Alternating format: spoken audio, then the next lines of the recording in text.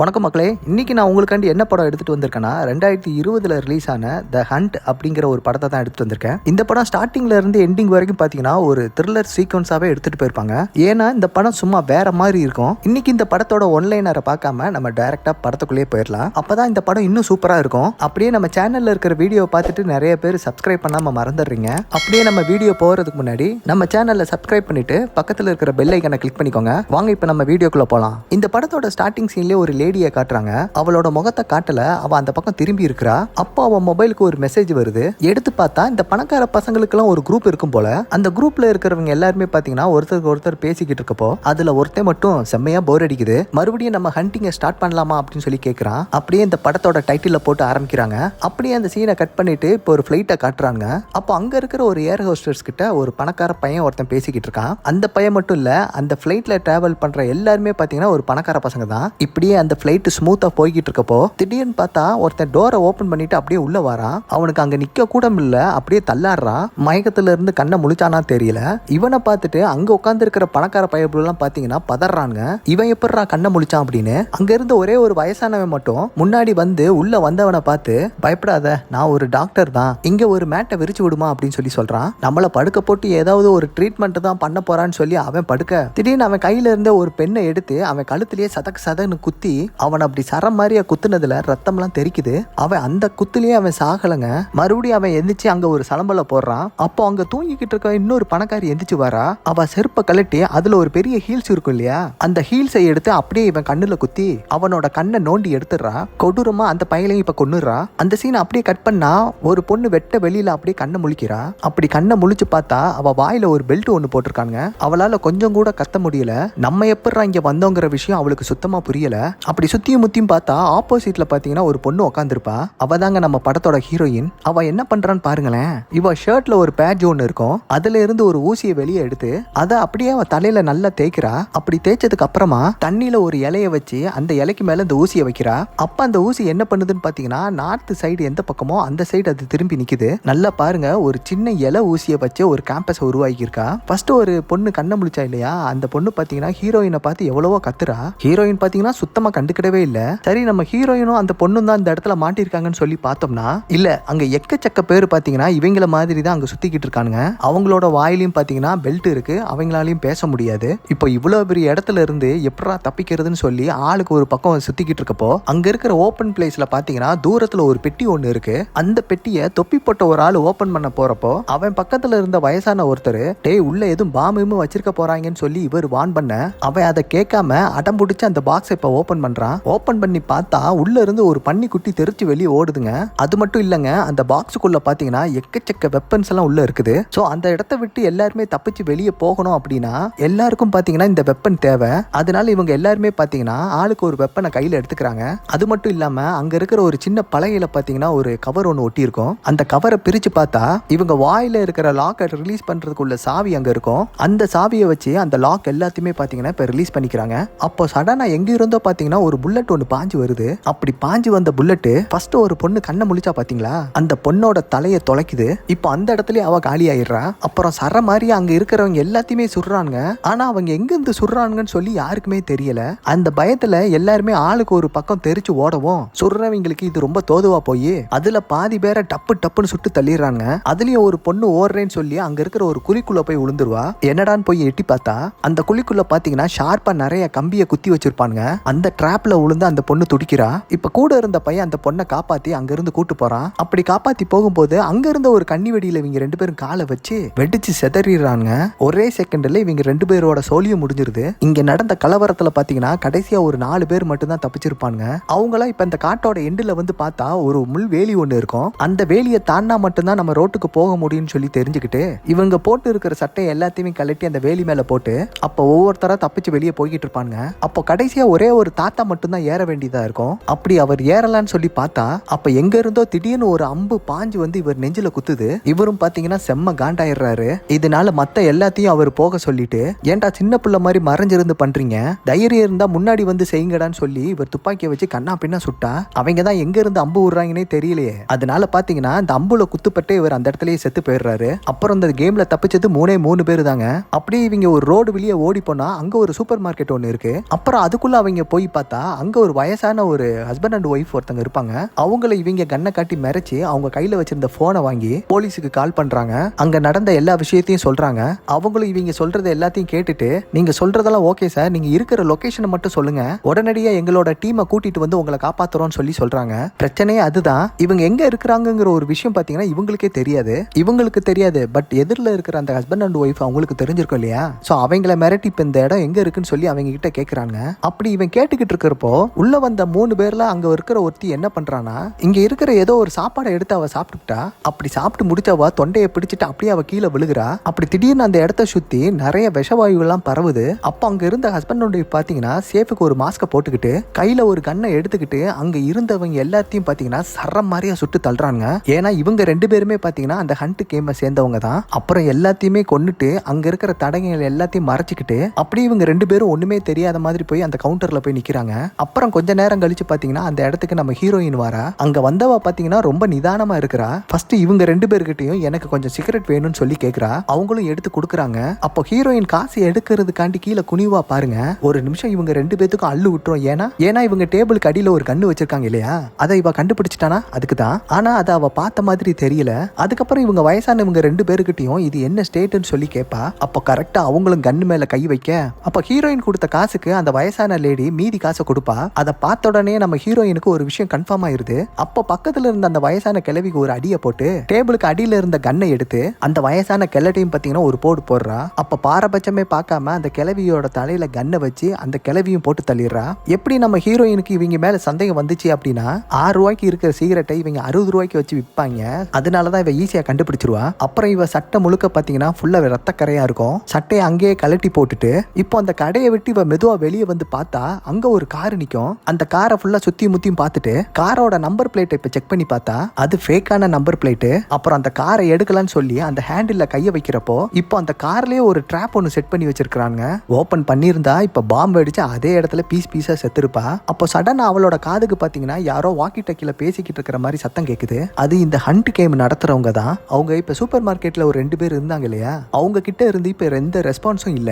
அதனால அவங்க உயிரோட இருக்காங்க இல்லையான்னு செக் பண்றதுக்காண்டி அந்த இடத்துக்கு இப்ப ட்ரோன் ஒன்னு பறந்து வருது. அந்த ட்ரோனை நம்ம ஹீரோயின் சுடலான்னு சொல்லி பாக்குறா. இவளுக்கு முன்னாடி அந்த ட்ரோனை பாத்தீங்கன்னா ஒரு தாடிக்காரன் சுட்டு தள்ளிடுறான். முதல்ல ஹீரோயின் ஒரு காரை எடுக்க போனா இல்லையா, சோ அந்த காரை இப்ப இவனும் எடுக்க போகிறான். அப்ப ஹீரோயின் தடுத்து நிறுத்தி அந்த காரை தொடாத, அதுக்குள்ள பாம்பு இருக்கு, நீயும் நானும் சண்டை போட்டுக்க வேண்டாம், ஃப்ரெண்ட்ஸாவே இருப்போம்னு சொல்லிட்டு இவங்க பக்கத்துல இருக்கிற ஒரு ட்ரெயின் ட்ராக் மேல இப்ப நடந்து போறாங்க. எதுக்குன்னா ஒருவேளை அந்த பக்கத்துல இருந்து ஏதாவது ட்ரெயின் வந்துச்சுன்னா அந்த ட்ரெயினை பிடிச்சிட்டு பக்கத்துல இருக்கிற ஸ்டேட்டுக்கு போயிடலாம். அப்படி போன அந்த கேம்ல இருந்து நம்ம தப்பிச்சுக்கலாம் அப்படிங்கிறது தான் இவங்களோட பிளான். அப்படி இவங்க நினைச்ச மாதிரி அந்த இடத்துல ஒரு ட்ரெயினும் வருது. அப்புறம் அந்த ட்ரெயினை பிடிக்கிறதுக்காண்டி நம்ம ஹீரோயினும் அந்த தாடிக்காரனும் வேகமா ஓடி கடைசியில அந்த ட்ரெயின்லயும் ஏறிட்டாங்க. ஏறி பார்த்தா இவங்கள மாதிரியே ஏகப்பட்ட பேர் அந்த ட்ரெயின்ல தப்பிச்சு வந்துகிட்டு இருக்காங்க.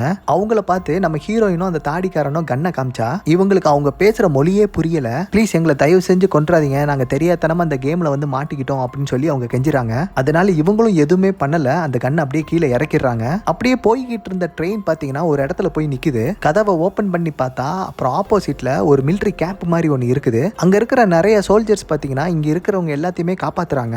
அங்க இருக்கிற எல்லா மிலிட்டரிக்காரங்களும் ஃபேக்குன்னு சொல்லி இந்த தாடிக்காரனுக்கு தெரிஞ்சு போயிருது. அதனால அங்க இருக்கிற ஆபீஸ்காரர்கிட்ட எல்லாம் போய், டேய் நீங்களும் ஃபேக்கு, இங்க இருக்கிறவங்க எல்லாருமே ஃபேக்குங்கிற அந்த விஷயம் எனக்கு தெரியும், பட் எங்களை வச்சு எதுக்குடா நீங்க கேம் ஆடுறீங்கன்னு சொல்லி கேட்டா அதுக்கு அவங்க தெரியாத மொழியில ஒன்னு பேசுறாங்க.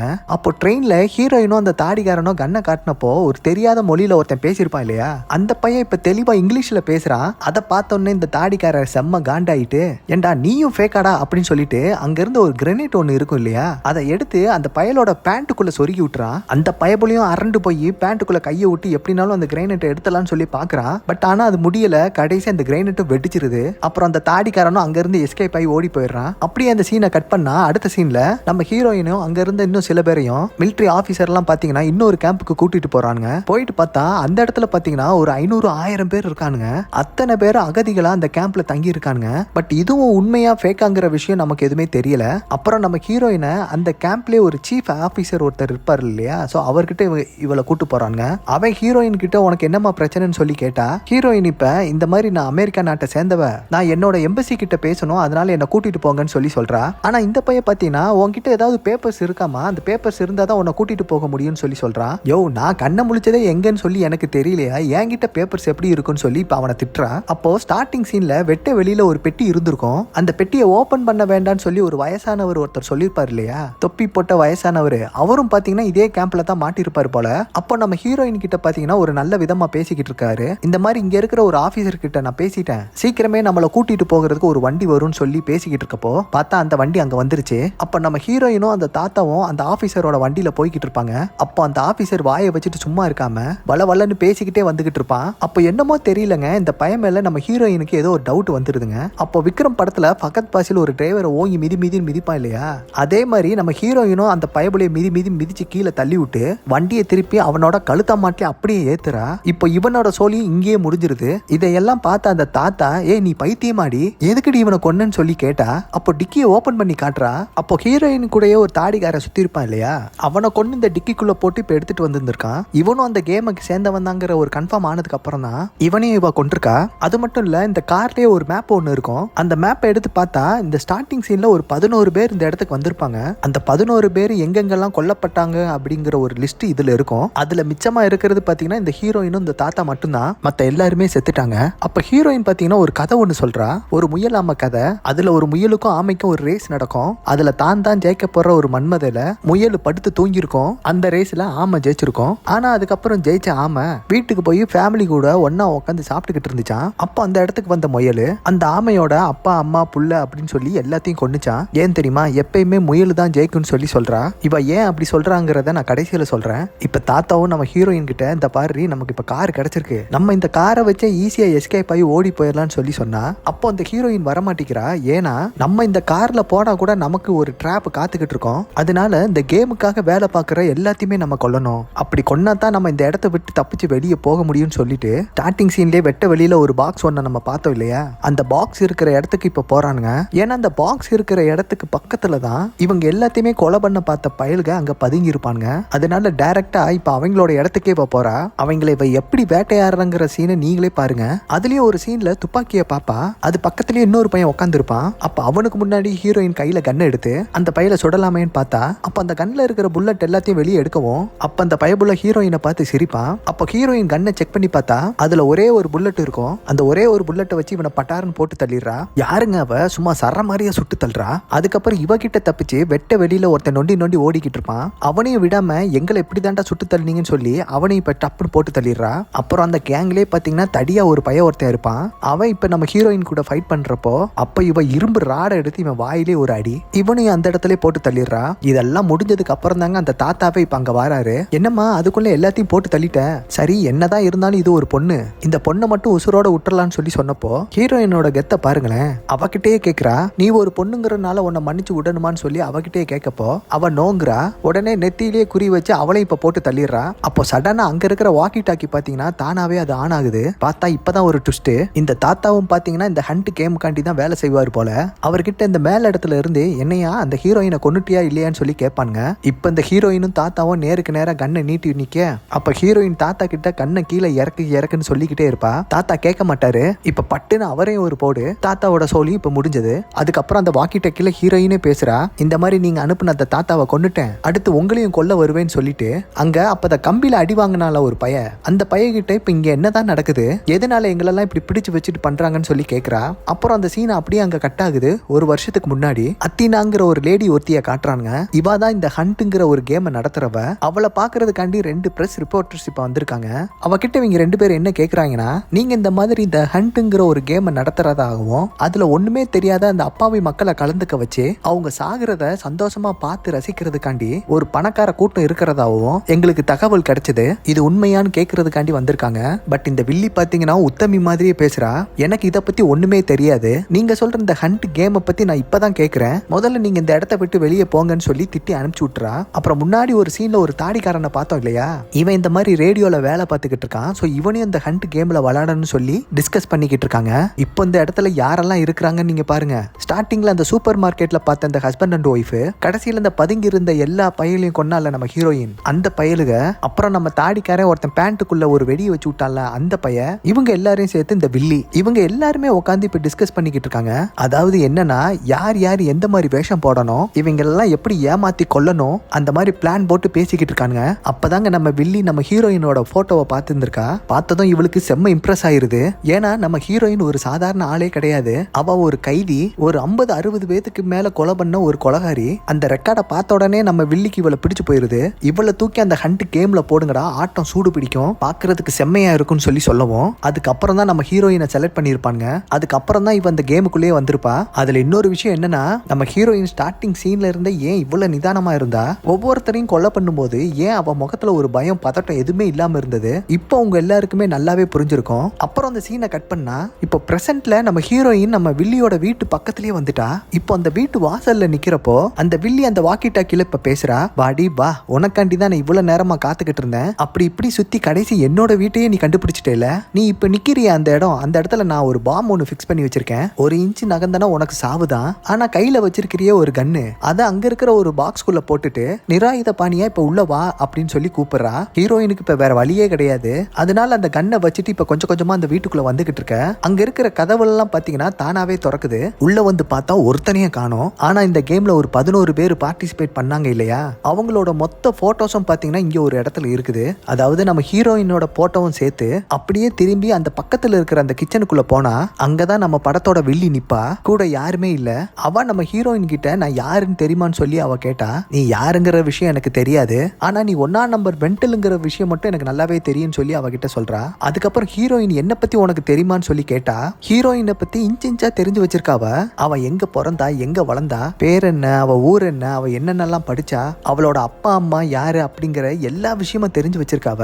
அதுக்கப்புறமா நீ எப்படி சம்பந்தம் இல்லாம இந்த கேம்குள்ள வந்தன்னு சொல்லி உனக்கு தெரியுமா, 14 மாசத்துக்கு முன்னாடி ஜஸ்டிஸ் ஃபார் ஆல் சொல்லி ஒரு பேஜை நீ உருவாக்கி இன்டர்நெட்ல ஒரு விஷயத்தை நீ பதிவு பண்ண. அதாவது நான் ஒரு பில்லிங் ஹண்ட்ங்கிற ஒரு கேம் நடத்துறதாகவும், அந்த கேம்ல அப்பாவி மக்களை வலுக்கட்டாயமா விளையாட வச்சு அவங்கள கொன்னு அது மூலமா பணக்கார பசங்க கிட்ட இருந்து காசு வாங்குறதாகவும், அதுக்காண்டி தான் இந்த வில்லி அவளை இந்த கேம்குள்ள விளையாட வச்சிருக்கா. அதே மாதிரி தான் இந்த மீதி விளையாண்ட 10 பேரும் பாத்தீங்கன்னா இதே மாதிரி இந்த கேமை ஸ்ப்ரெட் பண்ணிருப்பாங்க. அதுக்கும் பழி வாங்குங்கிறதுக்காண்டி தான் இந்த 11 பேரை த ஹண்ட்ங்கிற ஒரு கேமை விளையாட வச்சிருப்பாங்க. இதையெல்லாம் கேட்ட நம்ம ஹீரோயின் பாத்தீங்கன்னா இப்ப சிரிக்கிறாங்க. ஏன்னா நீ தப்பான ஆளை தூக்கிட்ட, நீ நினைக்கிற கிறிஸ்டல் நான் கிடையாது அப்படின்னு சொல்லி சொல்றா. ஏன்னா என்ன மாதிரியே இன்னொரு பொண்ணு கிறிஸ்டல் சொல்லி ஒரு பேர் வச்சிருக்கா. அவளுக்கு வர வேண்டிய மெயில் எல்லாம் பாத்தீங்கன்னா சில இது எனக்கு வரும். அதனால நீங்க அவன் நினைச்சிட்டு என்ன தூக்கிட்டு வந்துட்டீங்க, வேணா சொல்லுங்க அவளோட போனு அட்ரஸ் எல்லாத்தையும் நானே தாரேன்னு சொல்லி சொல்றா. அப்போ வில்லி பாத்தீங்கன்னா செம்ம டென்ஷன் ஆகுறா. என்னடி என்ன ஏமாத்த பாக்குறியா, நீ தப்பிக்கிறதுக்காண்டி என்கிட்ட நீ பொய் சொல்றியான்னு சொல்லிட்டு இப்ப நம்ம ஹீரோயின் கூட சண்டை போட ஆரம்பிச்சிடறா. இந்த சண்டையில யாரு ஜெயிப்பாங்கிறதே நம்மளால சொல்ல முடியாதுங்க. ஏன்னா நம்ம ஹீரோயின் எந்த அளவுக்கு பலசாலியா இருக்காளோ அதே அளவுக்கு நம்ம வில்லியும் பாத்தீங்கன்னா பலசாலியா இருக்கிறா. அதனால இவங்களுக்குள்ள நடக்கிற சம்பவம் எல்லாம் பாத்தீங்கன்னா சரிக்கு சமமா இருக்கும். அப்படி அந்த சண்டையோட முடிவுல பாத்தீங்கன்னா நம்ம வில்லி என்ன பண்றானா, நம்ம இந்த மிக்சியோட பிளேடு இருக்கும் இல்லையா, அந்த பிளேடை எடுத்து நம்ம ஹீரோயினோட வயிற்றுலயே ஒரு குத்து, அப்புறம் முதுகுல ஒரு குத்து, குத்துனதுல அவளுக்கு அப்படியே ரத்தம்லாம் ஊத்துது. 2 பேராலே முடியல, அப்படியே படுத்துறாங்க. ஹீரோயினும் சலைச்சவ கிடையாது இல்லையா, இவ வயிற்றுல இருந்த பிளேடை எடுத்து அப்படியே வில்லியோட வயிற்றுலயும் கிழிச்சு விட்டுறா. அதுக்கு அப்புறம் கூட வில்லி மறுபடியும் கேக்குறாங்க, ஏண்டி நீ தானே உண்மையான கிறிஸ்டல், என்னை ஏமாத்த தானே பாத்துருக்க, இப்போ ஏய் திரும்பவும் சொல்றேன்டி, நீ நினைக்கிற கிறிஸ்டல் நான் கிடையாது, தப்பா தூக்கிட்டு வந்துட்டீங்கன்னு சொல்லி சொல்றப்போ வில்லி சிரிக்கிறா. நான் ஒரு பரதேசி, என்ன சுத்தி இருக்கிறவங்களும் ஒரு பரதேசி, ஒரு தப்பான ஆளை தூக்கிட்டு வந்து அவளே என்ன போடுற மாதிரி ஆகி போச்சு, சரி எல்லாம் முடிஞ்சு போச்சு, நான் சாக போறேன்னு சொல்லிட்டு கடைசி வில்லியும் செத்து போயிடுறா. கடைசியில நம்ம ஹீரோயினும் ஜெயிச்சிட்டா.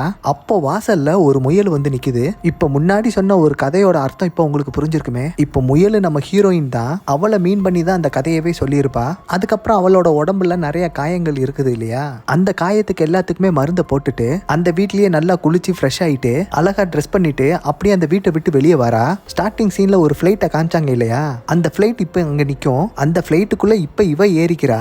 அங்க இருக்கிற கேப்டனையும் அங்க வேலை செய்யற பொண்ணை பார்த்து, இங்க இருக்கிற எல்லாருமே நான் போட்டு தள்ளிட்டேன், மிச்சம் இருக்கிறது இப்ப நான் ஒத்தி தான், நான் இப்ப வீட்டுக்கு போகணும்னு சொல்லி சொல்றா. அப்ப அந்த கேப்டன் திருன்னு முழிக்கவும், என்னப்பா போறதுல ஏதாவது பிரச்சனை இருக்குதான்னு சொல்லி கண்ணை காட்டினப்போ, மேடம் அப்படிலாம் கிடையாது, நீங்க எங்க போகணும்னு சொல்லுங்க, அங்க நான் உங்களை இறக்கி விட்டுறேன்னு சொல்லிட்டு கேப்டன் இப்ப ஃபிளைட்டை எடுக்கிறான். அப்படியே இந்த படத்தையும் முடிக்கிறாங்க. கண்டிப்பா இந்த படம் உங்க எல்லாருக்குமே பிடிச்சிருக்கும்னு நினைக்கிறேன். வீடியோ முடியறதுக்கு முன்னாடி மறக்காம இந்த வீடியோக்கு ஒரு லைக் பட்டனை தட்டி விடுங்க. மீண்டும் உங்களை அடுத்த ஒரு நல்ல வீடியோவில் சந்திக்கிறேன். நன்றி, வணக்கம்.